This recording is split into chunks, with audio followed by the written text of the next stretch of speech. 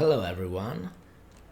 Today we are going to take a look at the basics of a skeleton creation and the basics of an IK rig. For this purpose, I have isolated my SEM arm and we are going to create a base skeleton for that. We are going to skin this mesh to that skeleton and we are going to create some basics constraints to move this arm over this platform. So this is going to be very basic. I am going to try to divide this tutorial in some parts so you can better understand how this process works. I am going to move this arm lower over my modeling platform right here. This is just a cylinder with a smooth edge. And now we can actually start and create our first skeleton. This is going to be a very simple skeleton. We are going to have our shoulder, elbow, our hand bone. I am not going to focus on my hand with much details because we already have that on another tutorial. You can go and take a look at that tutorial following the link that will appear on your video. To start, we just need to be in object mode. We need to click Shift A on our keyboard and search for armature. Here it is. Let's click on that and any new bone will appear. I just like to work with a stick visualization of the skeleton. So to do that, you just need to go on your object data properties and viewport display and change the view display as stick. I also want to enable my names and enable the in front flag. Even if the bone is inside our mesh, we are going to be able to see that bone. To position this bone over our mesh, we just need to select the armature. I am actually going to rename this armature by pressing F2 on my keyboard and call this arm rig. Now I can select the armature and hit tab to go into edit mode, and I can also rename this bone, selecting it and hit F2. I will rename this to shoulder and I'm going to start to position this bone. So to do that, I just use my numeric pad to go into the front view of my model and then selecting this tip of this bone, I can press G and start to move it. I also going to select the other vertex of the bone and I can move this right where my shoulder is. Then by pressing E I can extrude and position this bone over my elbow and again over my wrist and again over the tip of the end.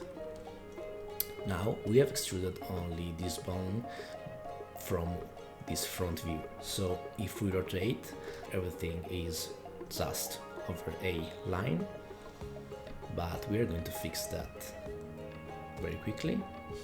Just select our shoulder bone, press 3 on your keyboard and we are going to start to move these bones, so the shoulder, the elbow, wrist and the tip of our middle finger. Somehow this bone is disconnected. I surely have pressed something wrong. If you find out that your bones are disconnected for some reason, you just need to select the interested bone, going to your bone properties and in the relations tab, you can see that this bone has no parent. To fix that, you just need to click on this input field and select shoulder, and then connected. The arm bone is connected, but in the wrong side of the shoulder bone. This is because all bones have directions, and this bone direction is left-sided. So to fix that, I just going to select the shoulder bone, hit S on my keyboard, and then -1. The bone transformation is now fixed. I just need to reposition that correctly.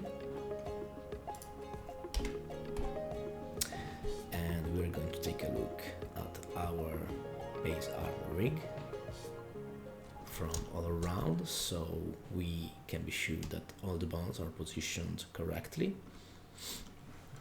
And now we can start and rename some bones. So I'm going to rename my arm bone, my forearm, and my hand bone. Okay, now we have created a skeleton which is positioned inside our mesh, and we can connect our mesh to that skeleton by going into object mode, by pressing tab on your keyboard, and I am going to select first my mesh and then shift select my armature and hit Ctrl P on our keyboard for to parent these two objects. And I am going to select armature deformation with automatic weights. So try that. And now if we press Ctrl Tab, we can go into pause mode and we can try if everything is skinned correctly. And it is. We are not going to focus on the weights of these skinning process because this is just a simple tutorial, but as you can see, we can already pose our model. For this tutorial will be all. In the next tutorial we are going to focus on IK rigging, and I'm going to keep it simple for you to understand all the process. If you have questions, post it on the comments and I will be happy to answer you as soon as possible. We see each other in the next tutorial. Bye guys!